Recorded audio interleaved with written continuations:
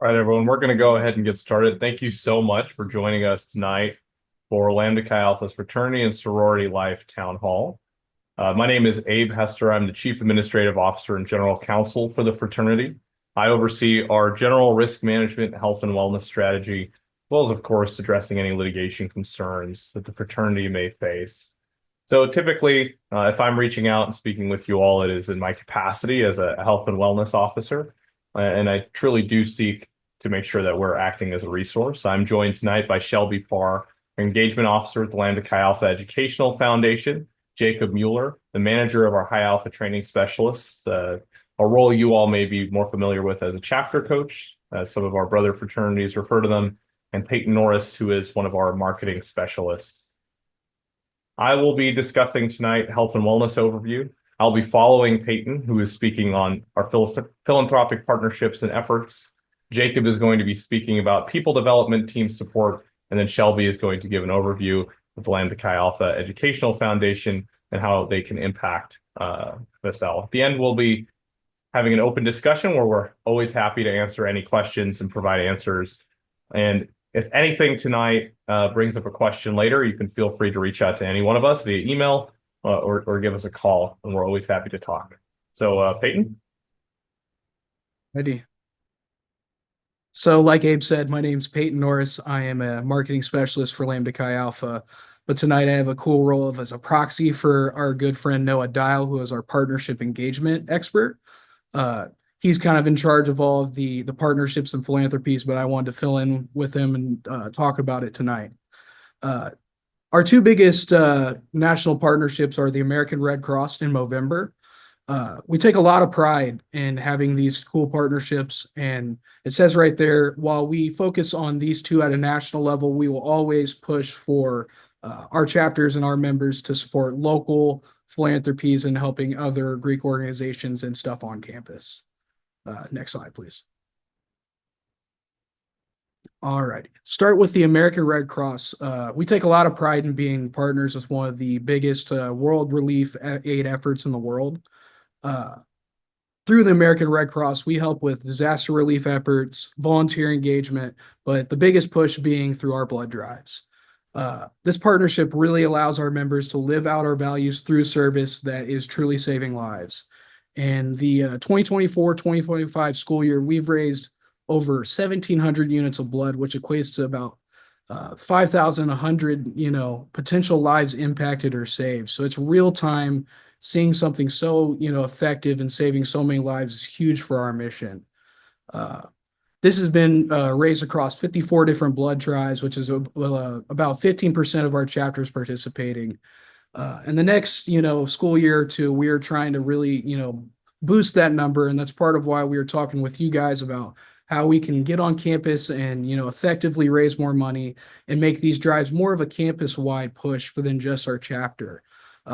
We really push our chapter leaders to, amplify the impact these blood drives make and, kind of pair with the university and host these, university buildings, stuff of that nature, and bring in other Greek organizations or people on campus to help out.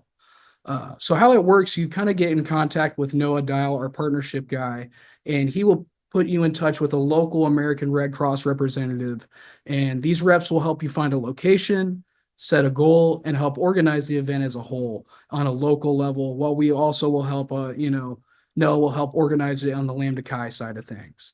Again, we really, are encouraging to make these events campus-wide and not just our chapter. In our eyes, blood drives are a very powerful example of what fraternity can be. It's collaborative, it's mission-driven, and it's aligned with the priorities of the university and ourselves. Another cool thing that we also offer is the CPR and AED leads, which are free of charge American Red Cross provided trainings for any chapter that's interested with 12 or more members. It has to be 12 or more, but as you guys know, this is a great opportunity. As professionals, it's a huge thing to have something, to have your members, safe, no types of training, anything to, keep us safe. It's huge. Again, if you guys would, be interested in bringing this to your guys' local chapters, you can reach out to me, Peyton Norris. My email will be at the end, or you can ask Noah Dial, and I can put you in touch with him as well. Next slide, please. On top of that, our other national partner being Movember. What most people kind of view as just a mustache is actually a walking, talking billboard for an amazing cause. So what Movember is a men's health driven organization out of Australia that's focused on men's health and especially men's cancers. Prostate cancer, which is the most common in older men, and testicular cancer, which is the most common in younger men. Uh, with the approach of Movember, it's more of an individual rather than group. So American Red Cross, we're really pushing on a group level, our chapter bringing something to a campus, whereas Movember is kind of member driven. Think of it as like a fundraising, similar, philanthropies and groups do this as well. But you're asking your friends and family to support a cause. But we've also seen chapters host events too. And another thing we, wanted to interact with you guys about is seeing how can we bring these events to campus and, utilize the fact that we can all rally behind something like men's health and raising awareness on men's cancers. Uh, Something that we've taken pride of is the fact that we are the top raising fraternity at a national level for the fourth straight year. In 2024 alone, we actually raised over $129,000, which is insane. It's such a huge number, and we love to be a huge partner with them. Uh, from an FSL professional standpoint, we really encourage our chapters to make the most of Movember. Uh, it's a lot of member driven stuff with a personal cause, like I said, but again, if you guys have any ideas or would love to bring an event or something along that line to your school or your campus, we would love to be involved. You can email me, Peyton Norris, pnorris at Lambda Chi, and I'll be at the very end as well. That's it for me. All right, thank you, Peyton. Well, now that Peyton started us off talking about some of the great stuff the fraternity is doing, I get the opportunity to talk about what happens when our members unfortunately do something that is not compliant with policy on campus or compliant with our own policies. So, as the head of our health and wellness strategy, I really have sought to transform the relationship that we have with our host universities and host campuses to develop a partnership here. And I appreciate you all for being here tonight. And I want to talk a little bit about the process and the resources that we can provide. My philosophy is that there really are three things that the health and wellness team can provide our campus partners. We can provide support. Like most fraternal organizations, Lambda Chi Alpha has a rather unique history. We have our own traditions that may be unfamiliar to non-members. We have terms and names for things that may be generally unfamiliar. And often it seems helpful to just be a resource in translating the language of Lambda Chi to our campus partners. So it's a little bit easier for you guys to talk with our chapters if something comes up or to check in with them. And being a resource, we have literal resources to provide. You can see those on the screen here. But we have a team of seasoned professionals that bring significant experience in both the health and wellness related investigations, and who are always ready to jointly investigate any chapter incident. Our hope is that we're able to proactively engage in any incidents or any issues that our chapters may have on campuses before incidents raise to the level where there may be, risk to someone's life, health, or safety. What we can provide, of course, are investigators to assist in the completion of interviews, as well as investigation reports that we are more than happy to share with our campus partners. In-person interviews by members of our team, if our campus partners believe that in-person interviews will result, in better development of the facts or evidence. Rosters of members, including roster members' dates of initiation or association, and updated contact information, as we understand that rostering can sometimes be an issue when FSL is trying to get information out of undergraduates who maybe don't have the managerial capacity to ensure that information gets sent over. Contact information for introductions to key alumni stakeholders, such as leaders of local housing corporations who can help interface with chapters, and you can maybe get information on what's going on in off-campus housing. Additionally, we can introduce alumni who can serve in an advisory capacity or who may be able to bridge the gap between campus and students who are often fearful, I think, of interacting with FSL. Updates on the status of any given chapter or particular member with the general fraternity. So sometimes we get inquiries here at the Office of Administration that are literally like, is this man still in the fraternity? And we can say, no, they've been expelled for this or that reason, or yes, they were initiated on this or that date. Just being able to provide that information is something that we are always willing to do to act as a resource. Mediation between FSL and a chapter during any non-traditional disciplinary procedures, such as acceptances of responsibility, as well as advising chapters to take those non-traditional disciplinary procedures instead of going through a formal hearing based on the advice of our campus partners. If you all believe that it's going to be something that is efficient and beneficial for both the chapter and for your departments. And then in-person or remote educational workshops or activities in partnership with campus professionals. So as we've been seeing increases in certain incidents across the Greek world, we found it very important to develop educational workshops with members of our education team so that we can sit down and speak with these members about concerns before they occur. We're always happy to partner and typically hope to partner with campus professionals on those. And so we're always happy to facilitate those or reach out and have those conversations. Next slide, please. Our team right now is composed of myself. I act, like I said, as CAO and general counsel of the fraternity, as well as our health and wellness manager, Zach Rogers. He has significant experience, not only as a high alpha training specialist, but now as a member of our investigatory team. And we'll also be we've developed a new role referred to as the Director of University Relations, who we're very excited to announce, which is beginning, she will be beginning on July 1st. This will allow us to have a more proactive approach to interacting with our university partners and to develop different forms of programming and advising to our chapters to ensure that they follow not only our policies, but also the robust campus policies that are there in place to keep them safe. Our future support will be focusing on developing officer transition oversight.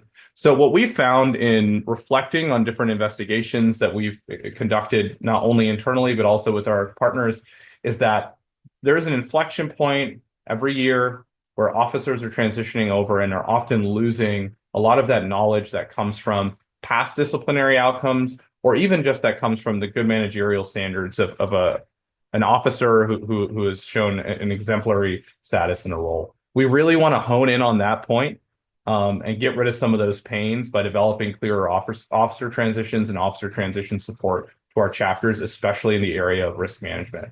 We'll also be developing health and wellness playbooks that include best practices as well as standard operating procedures for different chapters based on lessons learned from talking with different chapters, especially chapters of a particularly large size, where we're able to gather a lot of insights on what goes well and what goes wrong when it comes to things at the chapter level and where engagement and intervention can really make a difference. And then finally, an event planning recommendation overhaul. So we have event planning guides that our chapters have referred to for a long time, but we are reshaping those in conjunction with our learning team to focus heavier on member safety fundamentals, as well as some of the lessons that we're developing in what we call our Lambda Chi Academy. So if we can move on to the next slide, I'll talk a little bit about that.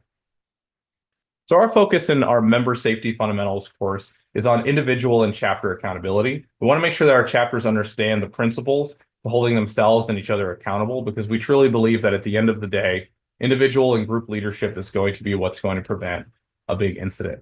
We want to make sure that members are setting clear expectations, or that we are setting clear expectations for our members, which means that we are going to put it on ourselves to make sure that we are clearly communicating the rules, policies, and expected behaviors to all of our members, including those rules and policies that are available to us and provided to us by our university partners, so we can continue to be a positive impact on university communities. This should help everyone understand what is acceptable and what is not.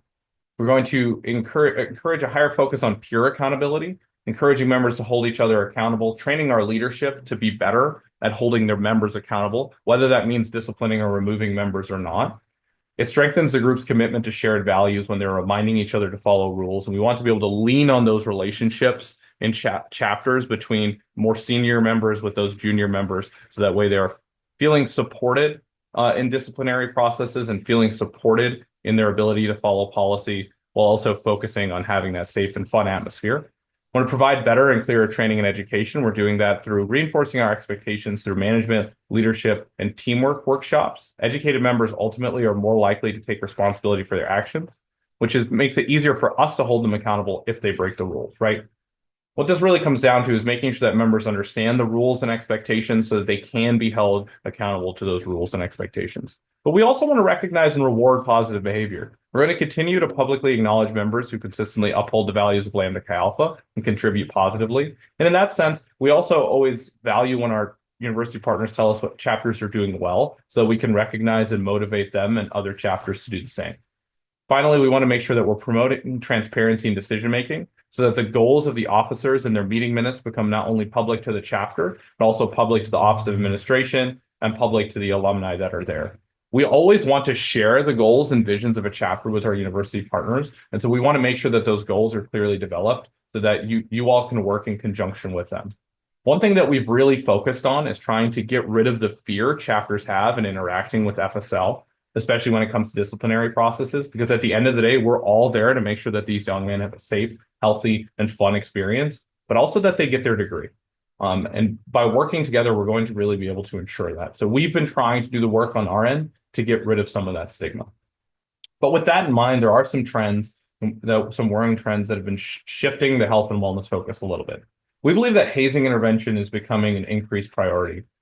After the COVID-19 pandemic, there was a lot of loss in terms of our capability to stamp out the tradition of hazing, right? We're seeing this across a lot of campuses across the United States. And from speaking with fellow NIC fraternities, it's not just a problem within Lambda Chi Alpha, but it's generally a problem across the United States. So hazing intervention and identifying those critical behaviors that may one day lead to hazing has become a significant focus of the health and wellness team, and has really led to our transforming strategy in terms of having a proactive approach to chapter intervention. Alcohol and alcohol-related incidents have come down. National data is suggesting it's part of a trend of decreasing alcohol consumption in students. Now, there are some trends on the other end, right? There are increased use of marijuana and pills and cocaine across different campuses of the United States. But by noting that the alcohol-related incidents are down, we can shift some of our education from some of that more traditional substance abuse focused education that just talked about alcohol to a more robust substance abuse prevention workshops, interventions that focus on the rest of these kind of troubling trends. And finally, education led by our office and supported by our alumni will proactively respond to new data to try and reverse some of these negative trends. So trend watching and trend forecasting has become an important part of the data gathering process of the health and wellness team, which is not necessarily something that it has always been in the 100+ years of the fraternity, but the shift in focus should make us not only a better asset to our chapters, but hopefully also a better asset to our university FSL partners.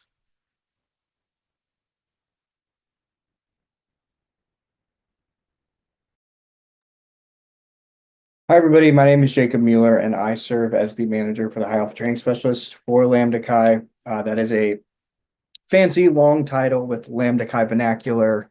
And it basically, I oversee the team that works directly with our undergraduate members, specifically our chapter presidents, but also in an ad hoc capacity from time to time with other chapter officers. I wanted to go through the people development support model.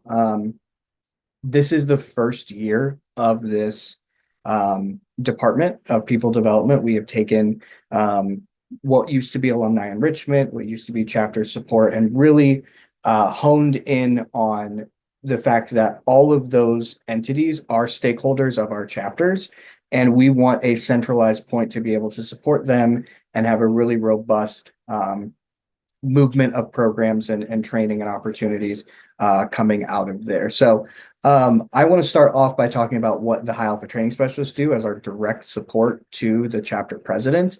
And we meet with them weekly or bi-weekly, depending on their cadence with us, to conduct what we call leadership mentor meetings. And those meetings, in those meetings, we cover chapter priorities that we work with the chapter to articulate at the beginning of each semester. So we ask them to list out 3 for us with key objectives and tactics that they will use throughout the semester that we will then use to guide our training and our programming with them to make sure that they're hitting those priorities, which feed into their big annual goal.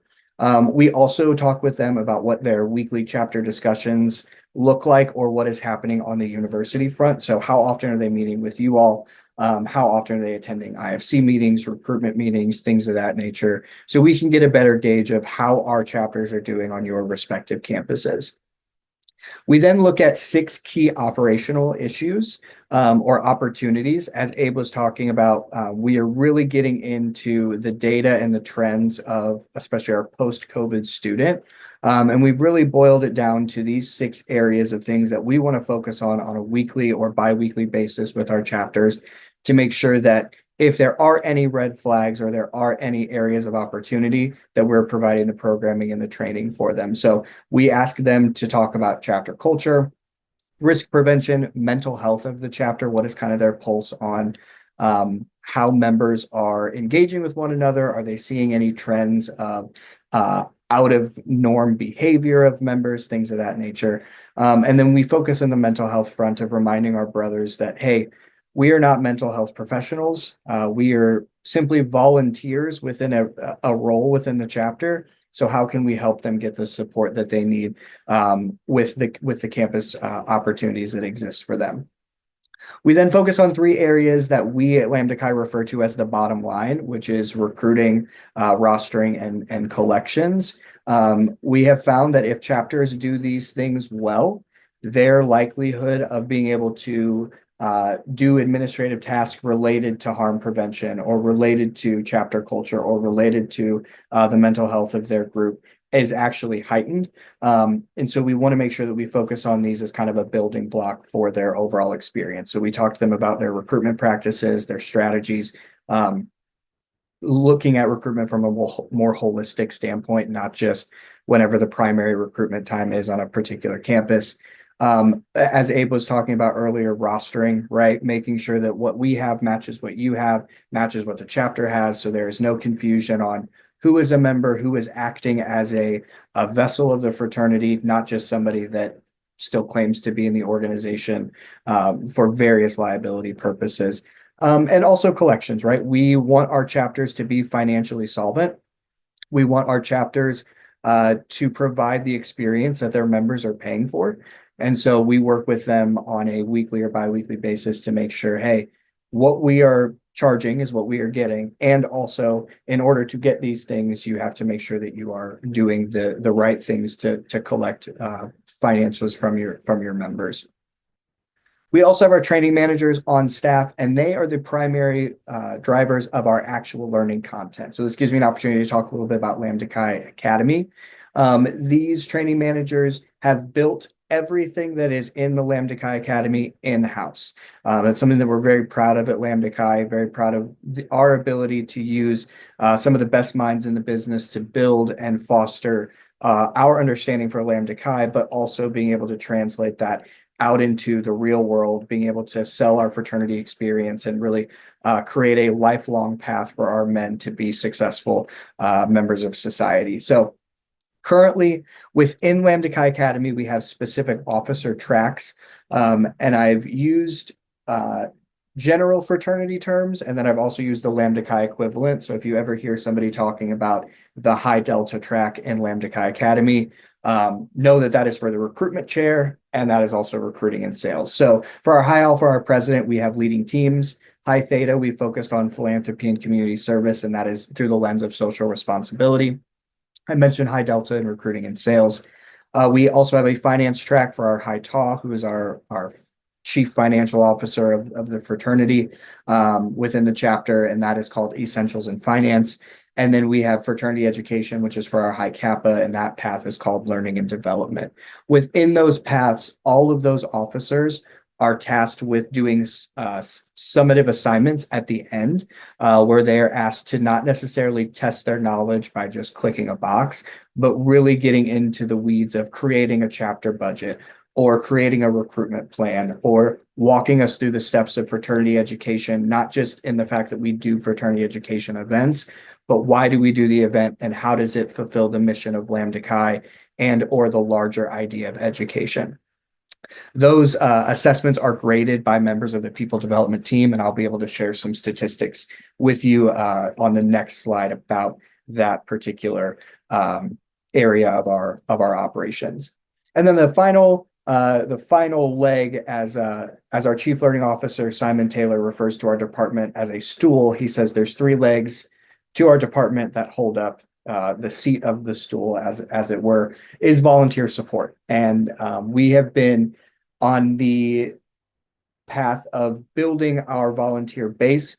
It's something that we really realized post-COVID that we needed to focus on as an organization was building up our volunteers, not just in folks that are engaged with our educational foundation, which Shelby will talk about, but who are actually investing in the lives of our young men as undergraduates, and also getting that lifetime of brotherhood for themselves in that volunteer capacity.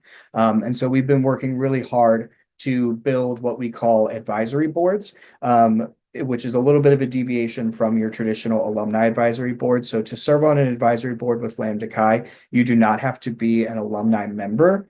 You can be somebody who is part of the education department at the local university who wants to get involved. And you can be the advisor for our high kappas at that respective Zeta, and really use your expertise to help our young men develop strong intentional learning programs for the chapter. The big push, though, has been to certify our chapter advisors, who we refer to as high pies. And so that has been the primary focus of the volunteer support team over the last year. In the fall semester, we are actually piloting an advisor support model, which will take 30 chapters out of the portfolio of high alpha training specialists, and the advisor will actually lead the primary support for those chapters. And then we will take on the role of training those advisors to best support the chapter. So we will still have that touch point with the chapter, but we are piloting this with groups that we know have really strong advisory boards or really strong advisors, because we are testing the theory that in-person, in-house, boots on the ground support is a little bit of a better reach than just a centralized Carmel, Indianapolis area support. So we're trying to see how embedded we can get our advisors with our undergraduate members, and really then, as Abe was saying, look at the trends, look at the data on how that support model is really moving our chapters forward and helping develop the men that we want to see within Lambda Chi. Next slide, please. So these are the statistics that I was talking about. Again, this is the first year of this model. Of taking kind of bits and pieces of what Lambda Chi has been doing over the last couple of years and really putting it under one umbrella. Some of these statistics that I will read off about the academy stretch past the people development department. They actually go into the integration of the academy, which happened in September of 2023. So a little over a year on those statistics, about a year and a half. But all of this outside of those statistics is within the past fiscal year or calendar year. So we have 95% of our chapters that have that certified chapter advisor, that high pie that I was saying. This is up from around 60%, even as low as 18 months ago, or as past as 18 months ago. So we have really invested time and resources into cultivating these relationships and building our advisor path for our chapters. My team, the High Alpha Training Specialist, we actually track the number of meetings that we have with students, so we can make sure that we are meeting every student in every chapter where they're at. We want to make sure that if we haven't had a touch point in a couple weeks, right? Schedules get busy with the students, schedules get busy with us. This is our way of making sure that we are staying on top of those touch points and making sure that we're offering support. And currently we are at around 1,600 leadership mentor meetings. So that is 1,600 touch points between us and the various high alphas around the country, and our 2 chapters in Canada as well. We had 96% of our chapters attend our in-person programming known as our High Alpha Summit in January. And that is really where we train our newly elected, or for some of our chapters, second term high alphas. And we give them, coaching right there on site. We have them participate in what we call the chapter challenge, which you can see pictured here, which is basically a simulation of what it means to run a chapter, what is happening on a day-to-day basis, what could potentially fly under the radar, what are things you need to focus on, and happy to connect more offline about the chapter challenge and really what landmark initiative that was for us as an organization, and where we hope to go with that moving forward. Talked about those academy submissions. So again, those summative assignments at the end, we have provided not just letter grades or numbers, but we have provided actual substantive feedback to over 1,000 students based on their submissions across all tracks. So we've been able to look at, say, an education plan and been able to review it and say, hey, this is a really great starting point, or we really like what you're doing here. Have you tried this, or have you thought about this, or continue down this line of thinking, and really work to hold your members accountable when it comes to fraternity education. So we have found that this is a way for us, even if we're not having those regular touch points with certain officers, for us to give our feedback as an organization and keep things really moving in a positive direction for our undergraduate members. Within the academy, we have 35% of our chapters that have earned at least 4 Lambda Chi Academy badges. That could be 4 different people. That could be one big overachiever going and doing all of the learning all at once to just really invest themselves in Lambda Chi. But we have 35% of our chapters that have at least 4, and 95% of our chapters, again, since September 2023, have at least earned 1 badge, meaning that somebody within the chapter has completed some level of learning for us and has used our resources to better themselves as an officer or just as a steward of the fraternity. We have also been conducting on-site visits this semester, and that will continue into fiscal year 26. So we have visited 24 chapters or campuses in the spring 25 semester. And we have 42 on the list for the entirety of the fiscal year 26. So those will be split up probably 26 and 26 if we can get the math to math there, or not 26 and 26. I'm not doing the math right. 21 and 21. That's what the math is. I don't have a degree in math. Anyway, those will be split up as we can. Obviously, it is easier in some areas for us to visit multiple chapters, right? Distance is everything, and we want to be as cost effective as we can for the fraternity. So we will look at what that looks like. And it's also based on needs assessment, right? So we have a couple of those groups that we know will need primary recruitment help and have requested that somebody from our office come and help them with that. So obviously those would be shifted into the primary recruitment semester for your respective campuses. And then Abe talked about member safety fundamentals. So I wanted to include this in there. This has been a soft launch for us, something that we put on the academy and wanted it to exist. And we have some chapters that are doing it as part of their their rehabilitation or their terms. We have some chapters that are doing it just to be good feedback loops for us. But so far we have had 138 participants in just a little over a month of that program being available. We will be doing a hard launch of that in the fall semester.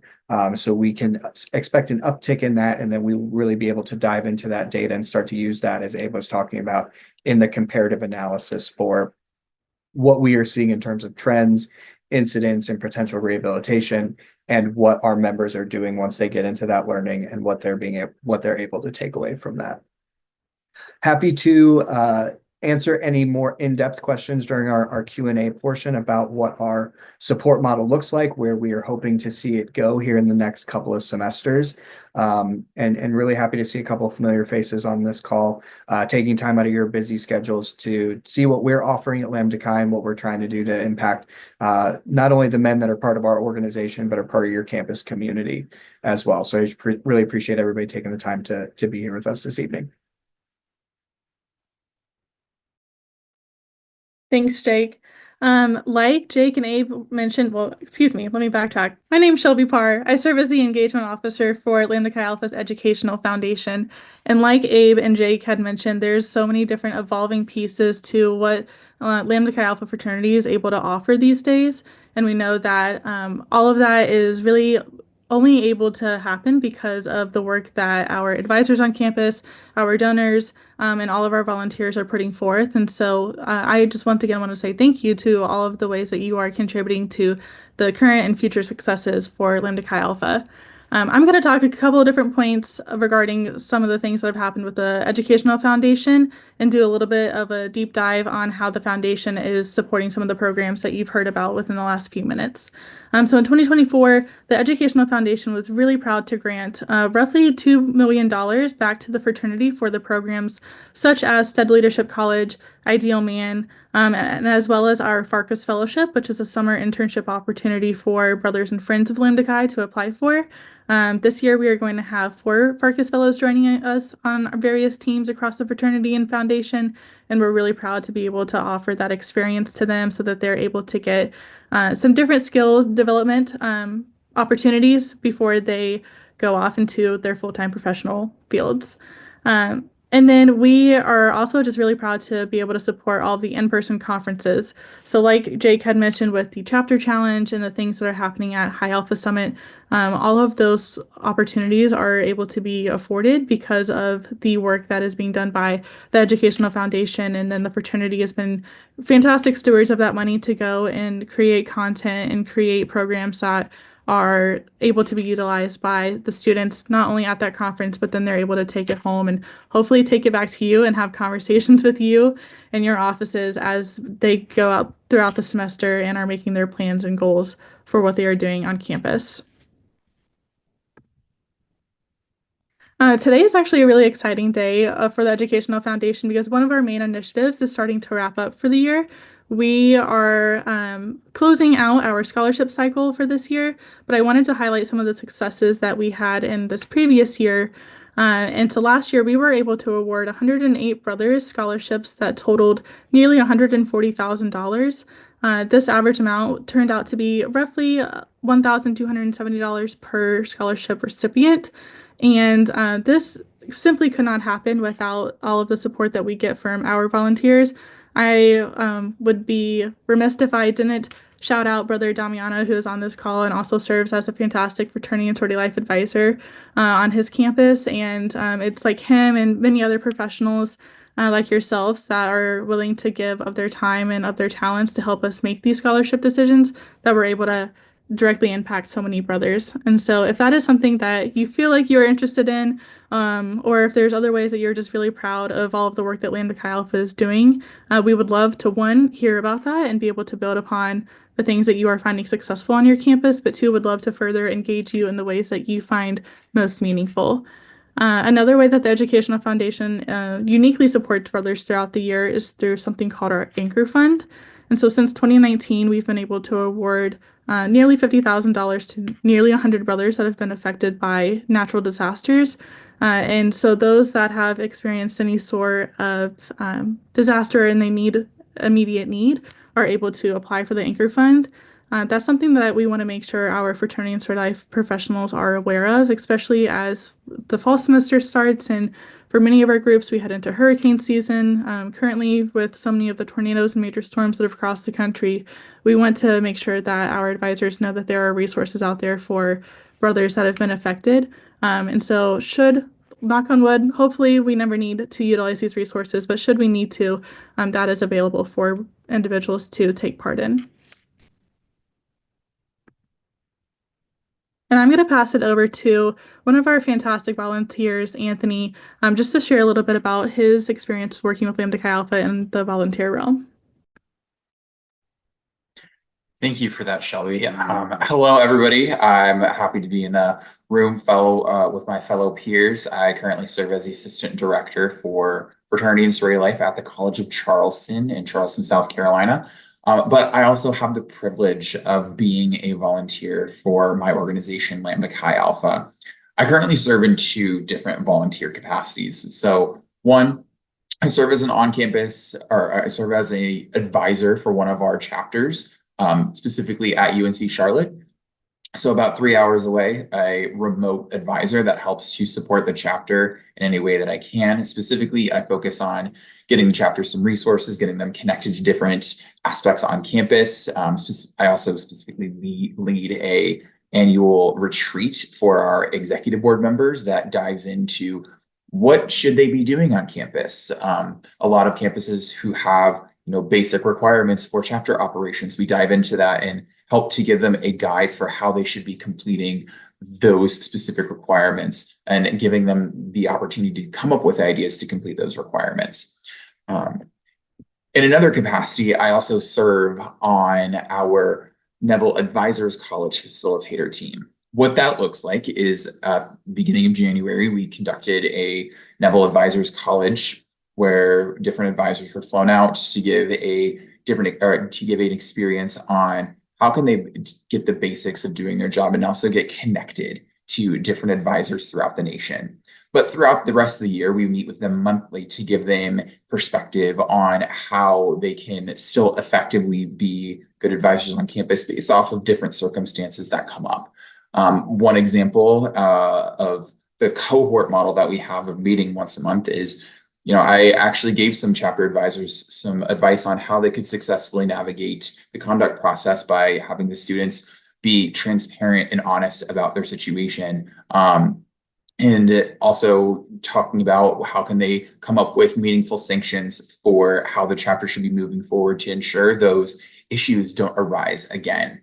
But I also had the privilege of working with Nicholas Damiano, where we talked about how can alumni advisors successfully work with campus or FSL professionals on campus, giving them that perspective of they're just as scared of us as we are of you. But they are all humans. We want to make sure that we are good partners in the end because we are guests of every single college, and we want to make sure that chapter advisors have a basic understanding of what FSL advisors specifically do, what they shouldn't be doing in terms of the chapter, and then how can they also help support the crisis management plan of the organization.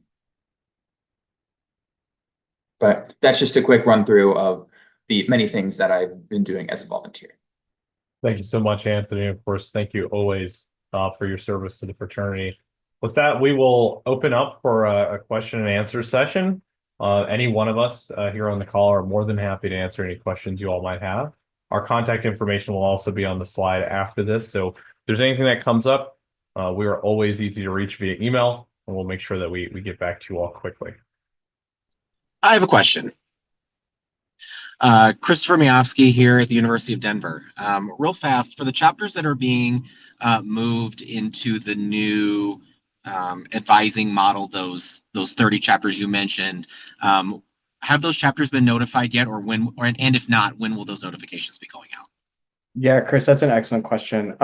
So they have not been notified yet, because we are really working through what that process is going to look like. So in May, myself and the Director of Volunteer Support, Alan Horton, we basically have a working day set aside on what is that going to look like, where we are going to share the current resources that we use to support chapters, make sure that that team is completely well versed in them, and that there is a level of supporting documentation that those advisors will then have to be able to do that.